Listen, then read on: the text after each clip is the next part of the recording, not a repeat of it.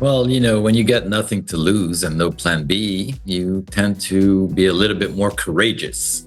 So I took a Greyhound bus from Montreal to New York City at the age of 17 with no education, no money, and no green card. So how did that shape my future? Welcome to Think Business with Tyler, sharing our methods and strategies for success. Join in on our conversations with business owners as we highlight their triumphs and detail how they overcame the challenges they faced while continuing to grow and scale their business. It's time to think life, think success, and think business with your host, Tyler Martin. Hey everyone, welcome back to the Think Business with Tyler podcast show. Today's guest is Eric Malka, the co-founder of The Art of Shaving. It's a luxury grooming brand that went from a tiny store in Manhattan to a global presence, eventually selling to Gillette. But Eric's story starts way before that.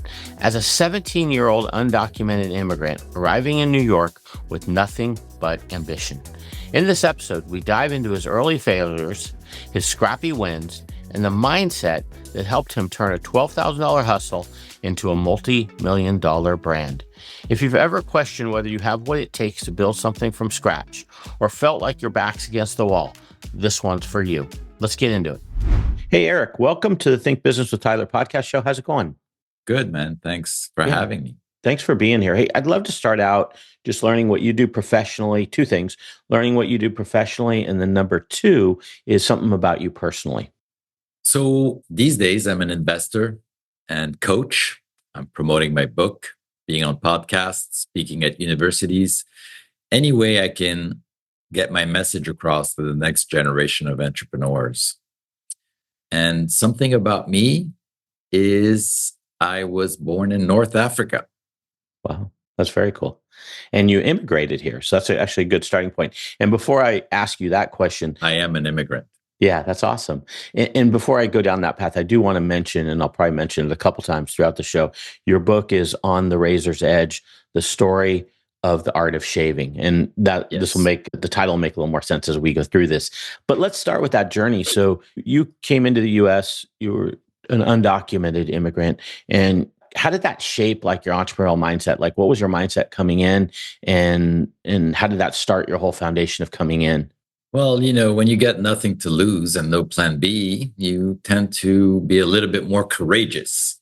So I took a Greyhound bus from Montreal to New York City at the age of 17 with no education, no money, and no green card. So how did that shape my future? Well, on that day, I had a combination of being scared out of my mind and being unbelievably excited at the same time. So, I was 17. I really did not overthink much. The way I describe it to people these days, looking back on it, I was really in a fight or flight mode. I was a reptilian brain inside a adolescent, body. So I was really driven by a reptilian mindset to succeed at all costs. It was almost like a life or death mission. No plan B. You sink or you swim. And that was my mindset back then. Does cash flow have you down? Profit not where you think it should be? Maybe it's the long hours. Let's meet to see if I can help. I bridge driving the financial performance of your business to hit growth and success targets. Book a complimentary meeting at meetforgrowth.com to get started now. Once again, that's meetforgrowth.com. I look forward to talking with you. And thanks for listening to the show. No plan B. You sink or you swim. And that was my mindset back then. Wow. And I think from my research, you came with like $100, like you had next to nothing. Yeah, really nothing, $100 or so. Yeah, that's crazy. I had a guy on my show, Idem Schweizer, I think I'm saying his name correctly. He came over with $1,000. And I just love these stories. This is why I'm bringing this up. He came over with $1,000, really had nothing, started a business shampooing floors for people, pivoted into a restoration business, and now has like, I don't know how many franchises, 100 plus franchises, called 911 Restoration. But I just love the stories because, and it's kind of timely with even today's topics, like it's such a beautiful fabric of our country when you have people come over and become successful, regardless of their documentation or not. They're just people that can contribute. And so I just love the story. I feel like we could talk about this for an hour. 100%. I could talk for this all day. Yeah, I'm not doing it justice by moving, but I do want to go on to the next thing. Now, with that, so you, pretty young age, 17 years old, you started a surfwear brand. Talk to me a little bit about that surfwear brand and some of the other ventures that teed you up to the art of shaving. I became an entrepreneur around the age of 19. For the first 2 years, I worked illegally for a cousin of mine for very low wages. And at the age of 19, I couldn't find another job because I was illegal. But I was told I could have a corporation legally and take profits from it. So that was my reason for becoming an entrepreneur. And it really suited my personality well because I don't like to, be told what to do in general.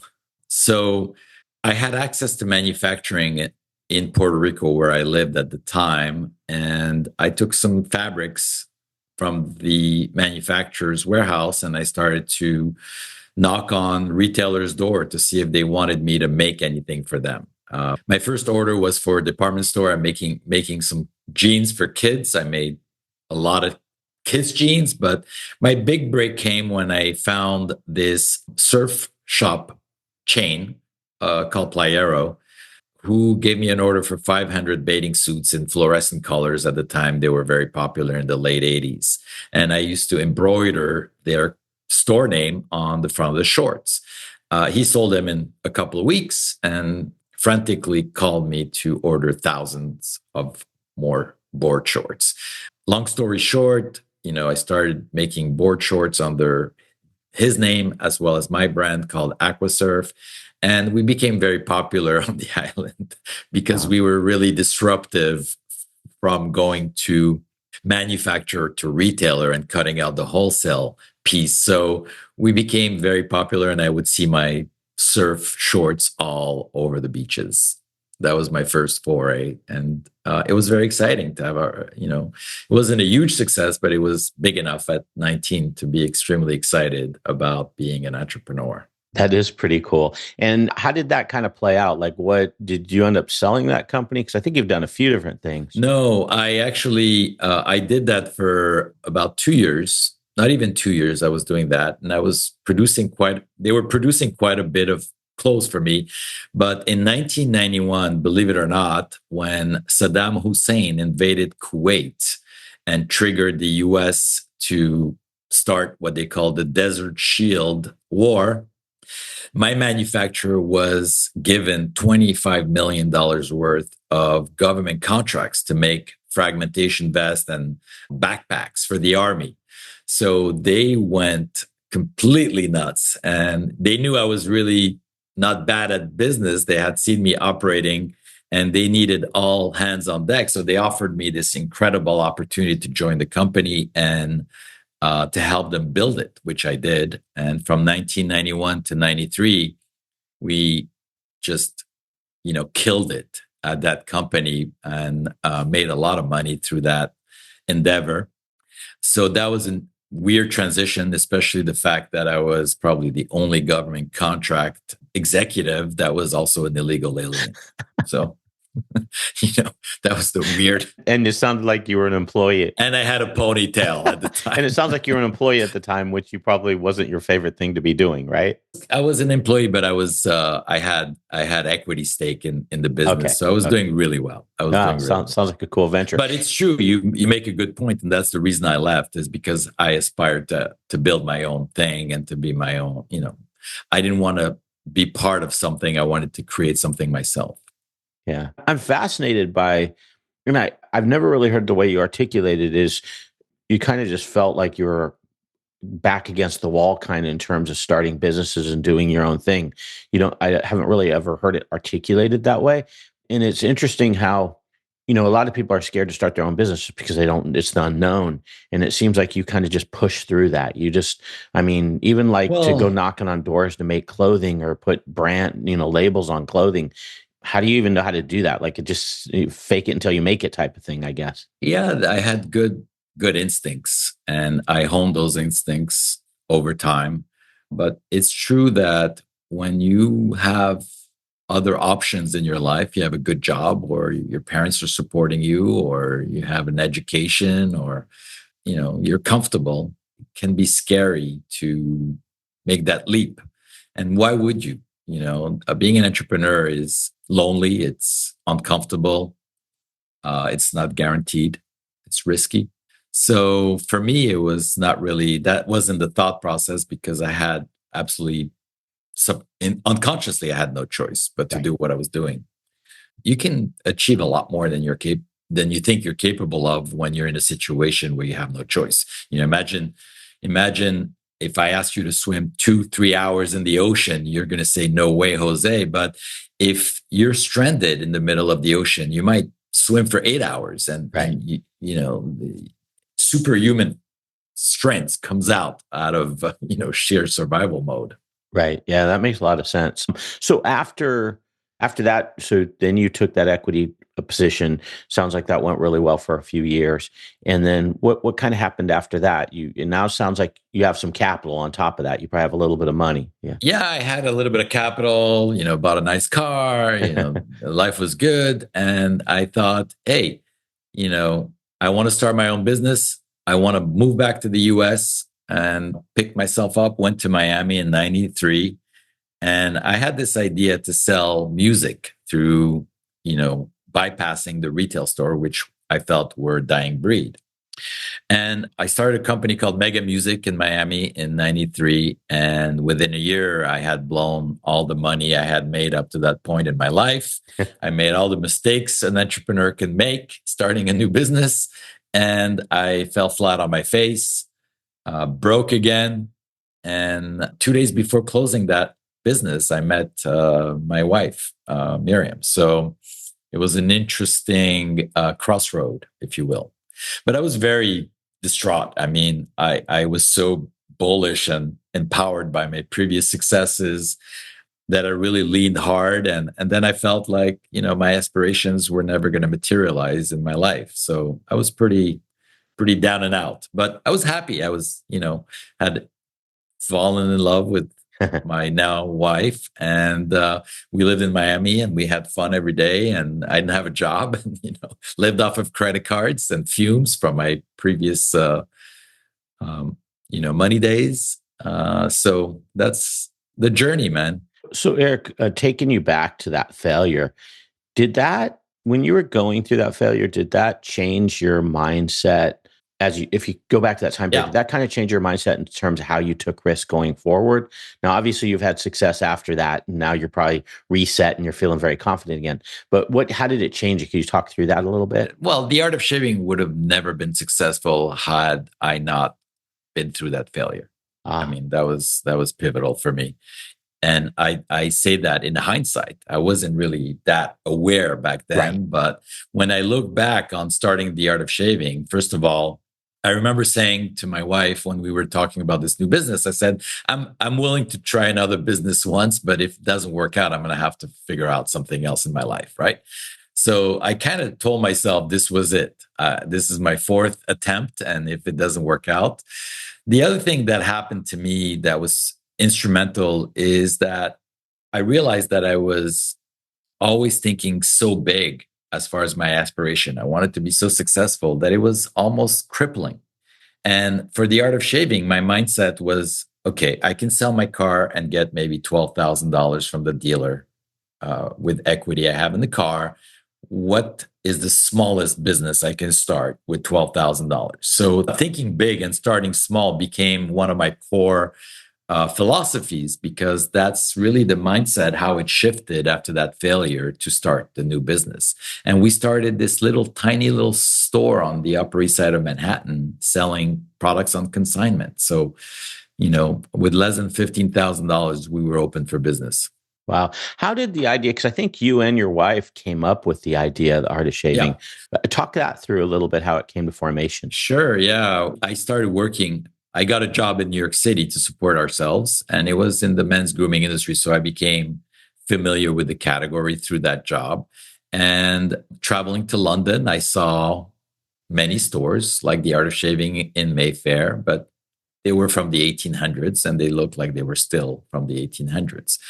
So my wife and I were very much focused on being successful. That was our goal. We weren't looking to party and travel the world. We were looking to build a life in business together. And we brainstormed often in the evenings together. We brainstormed about what we could do. And one day we thought, maybe we have enough money to open a little store and I can get products from my job. And, the brainstorming was we were just exchanging ideas. And then we came up with the name, The Art of Shaving. And I remember when we thought about that, we started laughing hysterically because it was such a good name. Right. And believe it or not, 3 months later, we were open for business. Wow. It went really fast. I was on a trip to London. And before I left, Miriam asked me, kind of naggy, when are we going to start this business? You said we're going to open a store and you're not doing anything about it. And I said to her, listen, I have a full-time job. And if you want to open this store, you need to find a location. I kind of basically left it at that, went to the airport to London. I didn't realize it at the time, but Miriam spent 6 hours just walking the Upper East Side of Manhattan, wow, street by street. She's obsessively rigorous. And on the last street that she came onto, 62nd Street, she saw a for rent sign next to a store that she loved called Tender Buttons. And she, when I called her from London saying, I'm on my way back, she says, I found the store. I said, what? So she gave me the phone number on the window. I called, because we were young. We were acting before thinking, right? So called the guy, said no. It happened to be a good situation because the guy said, I can show it to you today. And I said, no, I'm flying back from London on business. So he thought I was a big shot. Yeah. Opening a store for his wife. We met him the next day and we took the store. It was a horribly small, dirty store on the side street with no traffic. But the rent was only $2,600. So we said, we'll take it. They didn't even check our credit reference. So wow, we thought we had made a great impression. But in reality, we later found out that 7 businesses failed in that location before us. So they couldn't give it away. So what, in terms of the whole, think big, start small, how did that apply in terms of once you got this location? $2,600 sounds like a great price even back then. How did you keep that kind of mindset as you approach this venture?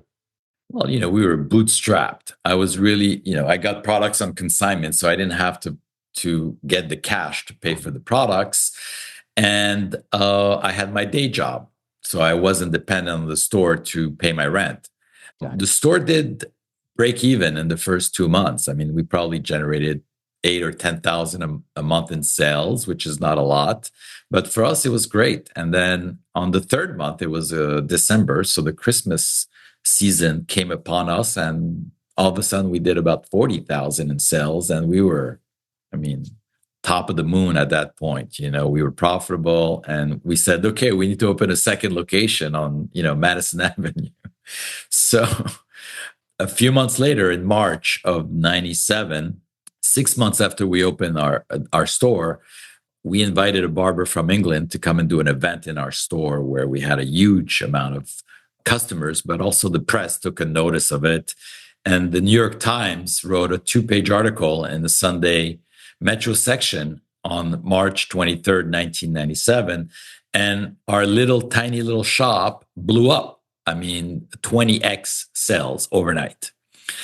We went from doing about 200 a day to doing about 10,000 a day in sales. So that really gave us all the money we needed to open a second location on Madison Avenue. And that location opened 10 months after the first location was open. So we were moving pretty fast, as you can hear already. And Madison Avenue was just a gangbuster store. That store just out of the gates did extremely well. Thousands of men walking in front of our store, coming out of Grand Central, going to all their Midtown offices.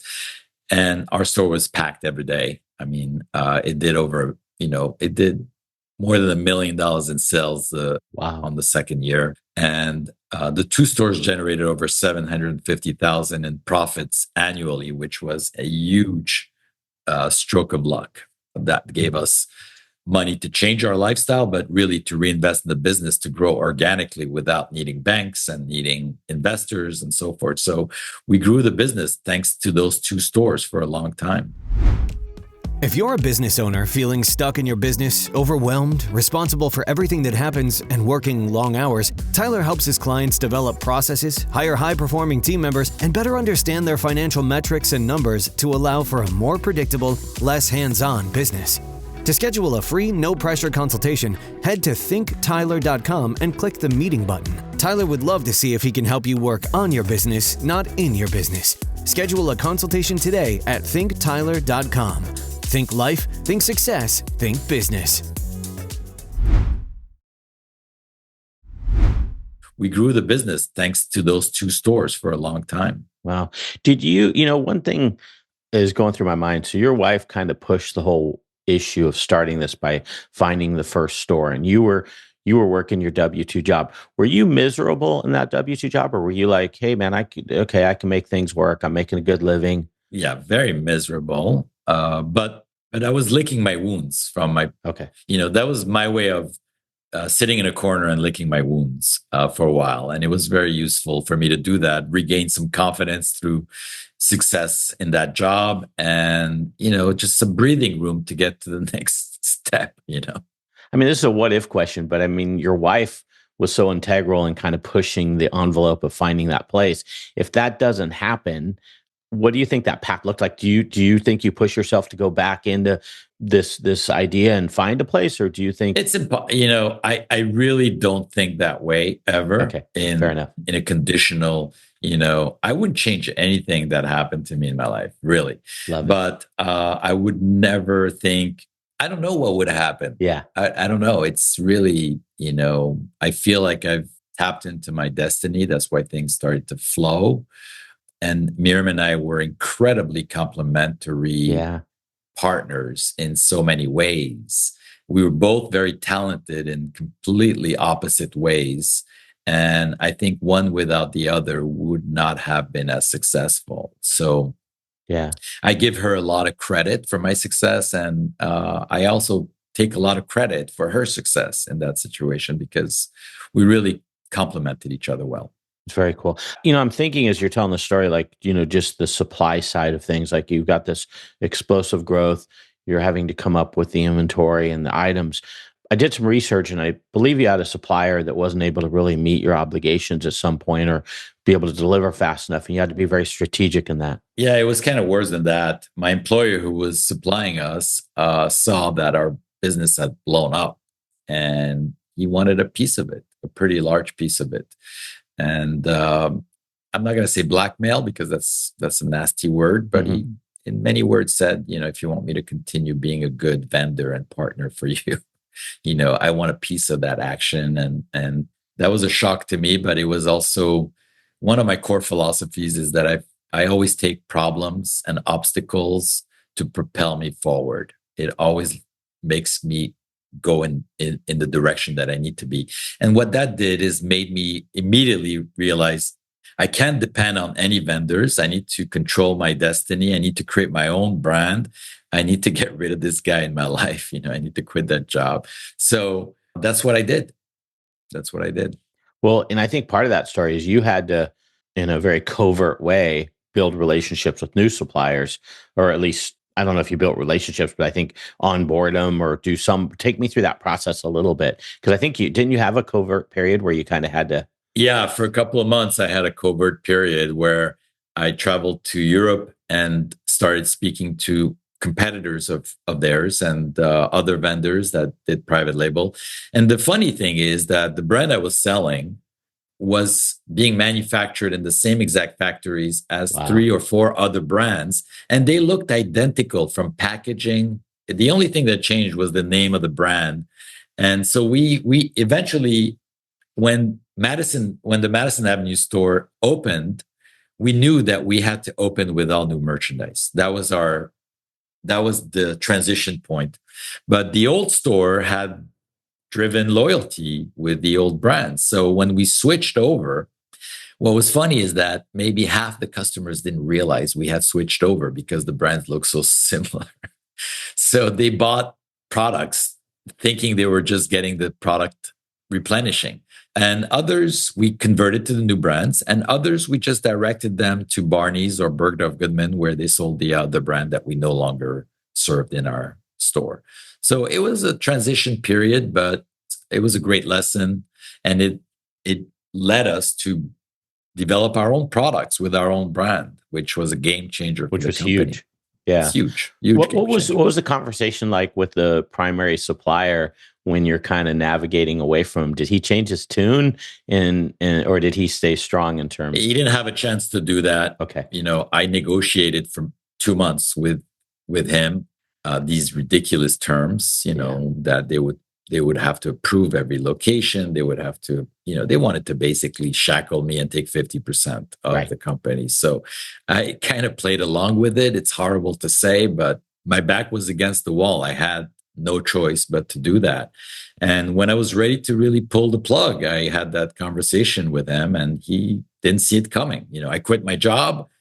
I killed the deal and, never looked back. So I'm not even sure how he felt the next day because I've never seen him again. It's interesting, we gloss over it because it's all history now, and it just seems like it's part of the story. But you've mentioned so many things that I'm sure caused a lot of stress. Like having your major supplier try to strong arm you that's not a big, that's a big deal. That's not just like a little thing. So it must have been pretty intense for a few months there while you're dealing with this. It was intense, but I was trained in dealing with these types of situations. I remember in Puerto Rico, we didn't know how to make payroll almost every week. And we had to figure it out. Wow. So I was trained under high pressure. And one thing I learned about myself in the early days was that I do some of my best work under intense stress and pressure, which is a positive and a negative, because later, I found myself slacking when things were going well. I wasn't being challenged, right? When things were going my way, I kind of coasted. And when things started really getting dangerous, that's when I really got my jollies and the best of my work came out. So I had to work with that as well. But I was built for that kind of pressure. It's true. Okay. I want you to tag that because I want to talk with us at the end of the show, but I have a couple more topics. Just that whole thing that drives you is kind of it fires you up when you kind of have your back against the wall because you're now in a different spot. But before I go there, how does this wind up in terms of the art of shaving?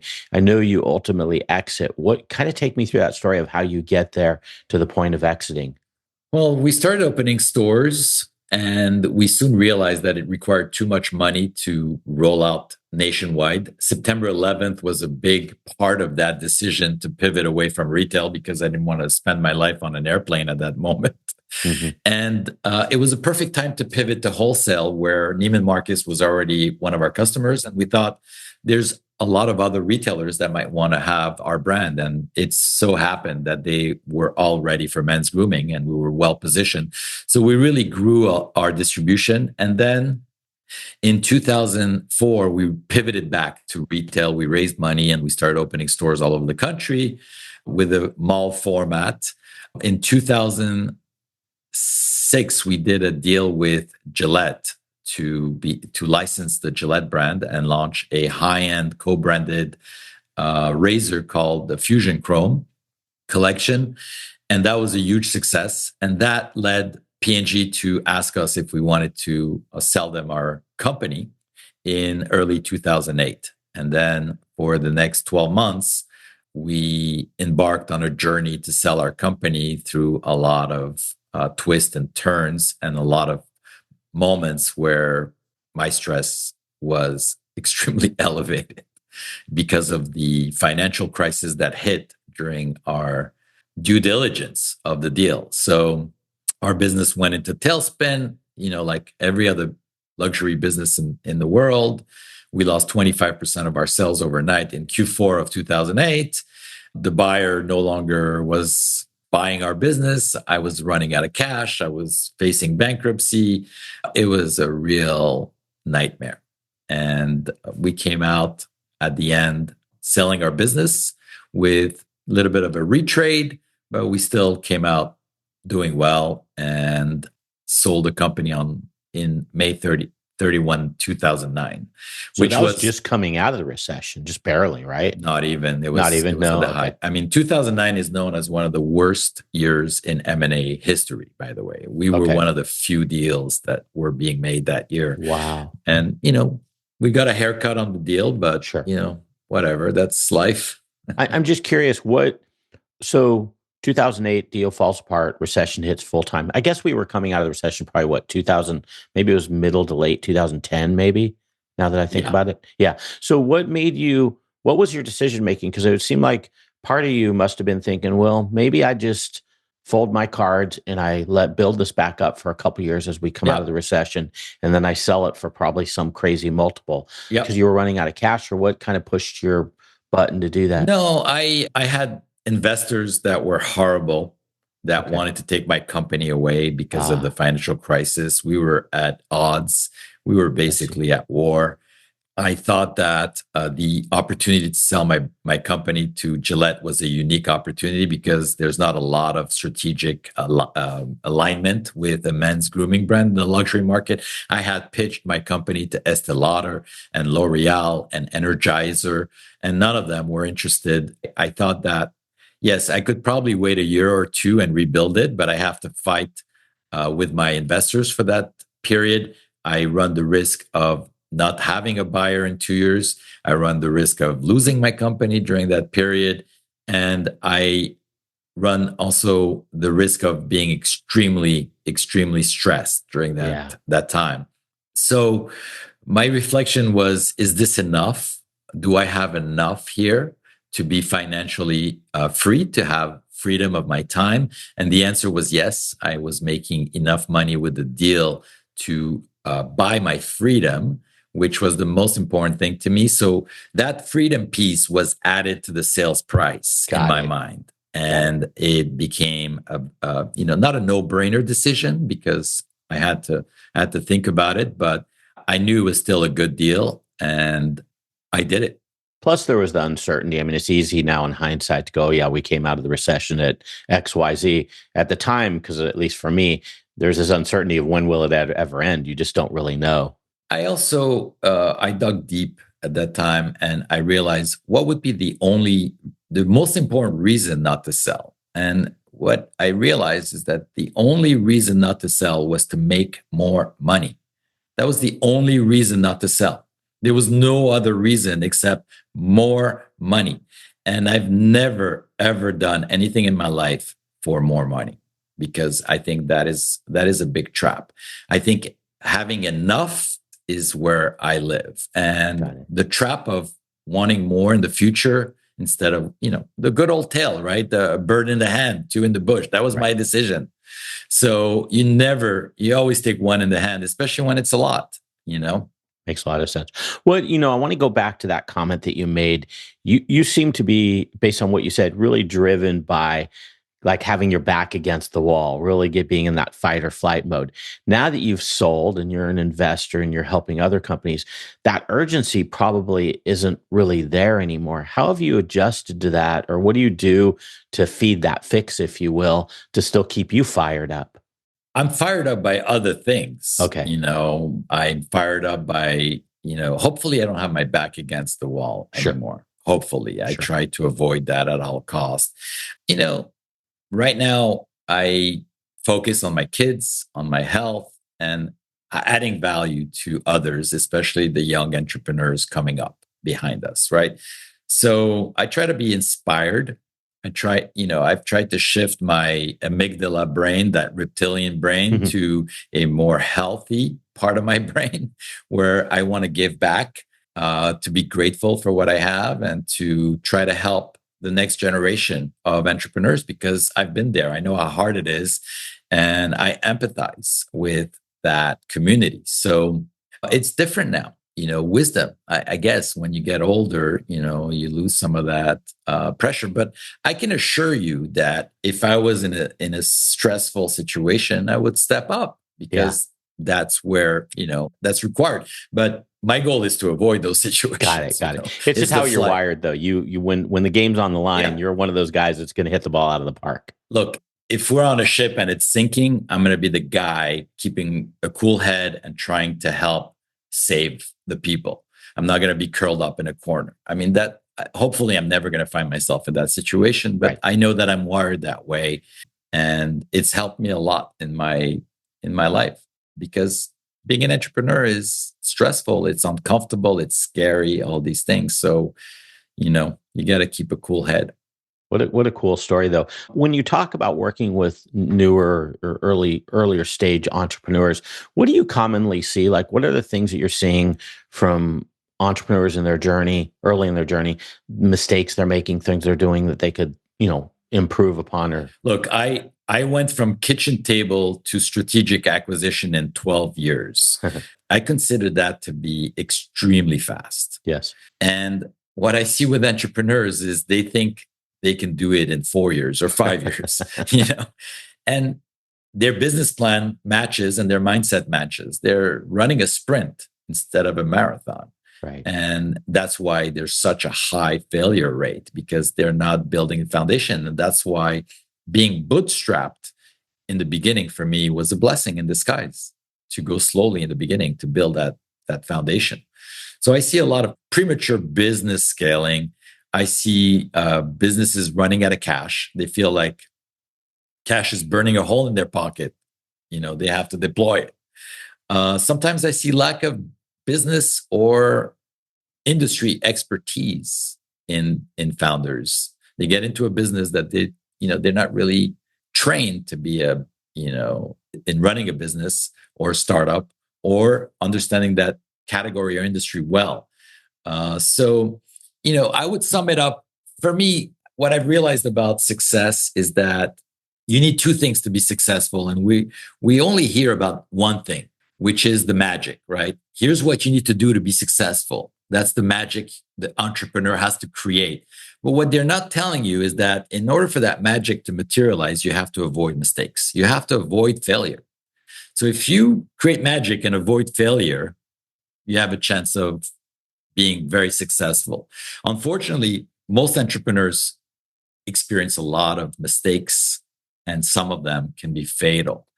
And my job as a coach or investor is to help you avoid some of those pitfalls. It's not really to throw magic dust and make you a magician. You need to have that special thing in you, that talent, that drive, and creating magic as an entrepreneur. But my job is to help you avoid the mistakes so that magic can come to life. yeah, that's good stuff. Going into that, you mentioned your coaching. Let's talk about that just for a few minutes before we wrap up here. Who do you typically help? Who, if people out there listening in the audience, who would be a good profile for someone you might be able to help? So my general guideline is I only coach people that I can really, really help. They have to be, part of my industry somewhat. I can coach people outside my industry, but when it comes to network and connections, that's where I have the biggest impact. Ideally, I want to coach people that I invest in. I want to be on the cap table and I want to work with the founders for the next 5 to 7 years to build their brand or their company. But since I only have 3 right now that I'm invested in as I build my portfolio, I'm also taking external clients that are usually in the $500 to $1 million range. They've proven their concept out there, but they're hitting the wall, right? They're realizing they need help. What got them to $1 million is not going to get them to 5 million, or what got them to 3 million is not going to get them to 10 million. So those are the people, and they have to be coachable. I do spend enough time with them before I bring them on to make sure that they're going to listen to a certain extent. And it's somebody that I can really help mold into something really powerful. Yeah, that's important. Having done coaching myself, you kind of get a profile sometimes of people think because you're the coach, you're going to help them hit all their goals and kind of do the job for them, so to speak. So having that mindset as a client in terms of you're going to give them some wisdom and help them, but at the end of the day, they're going to do most of the rolling up of the sleeves. Yeah, of course. Yeah, they're the operator. I think of myself as a co-CEO, if you will, where I sit on their shoulders and really, help them navigate like that ratatouille guy on your head, right, pulling the hairs. But yeah, they're doing the work. They're creating the magic. Awesome. Okay, before I wrap up, your book, On the Razor's Edge, The Story of the Art of Shaving. Do you want to just give a little blib what that book's about and who it might interest? Yeah, I've been wanting to write a book for a long time because people tell me that I have an interesting story. I think, You do. having achieved what we've achieved in 12 years to have a globally recognized brand is a fun story to be told, but I didn't want it to be just a storybook, right? I want it to be filled with lessons. I want it to be a business book. So as I was writing the book, I realized statistically the odds of what I had achieved are so low. Yeah. What can we learn from my situation that can help other entrepreneurs avoid some of the pitfalls and increase their odds of success at the game of startup? So that became kind of the premise of the book, right? Through the story of the art of shaving, what lessons and principles can we extract that people can apply to their own situations? Very cool. Is there a business lesson in the book that we didn't cover before we wrap up here that you wouldn't mind sharing? Yeah, one of the biggest lessons I've learned is that our ideas are really not important. Right. They're pretty easy. It's all in the execution. And my business is an example of that. We can point to many industries where somebody came in a saturated space, whether it's, sodas or computers, and because of their level of execution, they've dominated the category. So to me, one of my principles is that ideas are simple and execution is everything. Does cash flow have you down? Profit not where you think it should be? Maybe it's the long hours. Let's meet to see if I can help. I bridge driving the financial performance of your business to hit growth and success targets. Book a complimentary meeting at meetforgrowth.com to get started now. Once again, that's meetforgrowth.com. I look forward to talking with you. And thanks for listening to the show. Ideas are simple and execution is everything. Yeah, that's a big one because as entrepreneurs, we always have these ideas. I mean, millions of ideas, and it's easy to get us off path, and they're usually not the greatest ideas that we spend all our energy on. It's really about which idea do I want to commit to for the next 10 to 15 years and that I can execute better than anyone else in the world. Yeah. Yeah, that's a good line, a good test to think about. Okay, cool. So your website, Eric Malka, MALKA.com, ericmalka.com. That's your main website. If people wanted to reach out to you, is that the best spot to go, or do you want to be Sure. anywhere else? Yeah, okay. LinkedIn, Instagram, but usually you go to my website and you can drop us a note. Okay, cool. And then I'll obviously have your main website, ericmalka.com. at the show note to thinktyler.com. I'll also have your Instagram, your LinkedIn, and then I'll put your book link. If anybody wants to go check out the show notes, all those links will be there.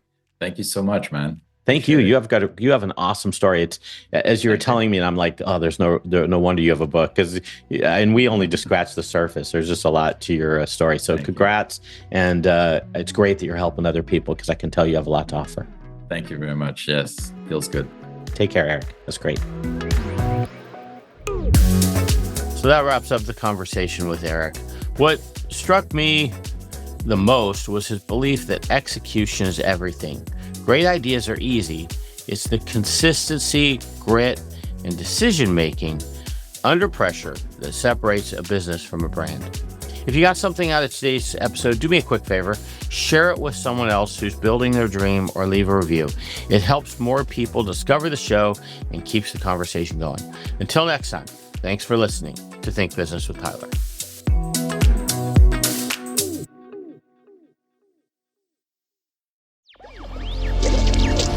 Electricast.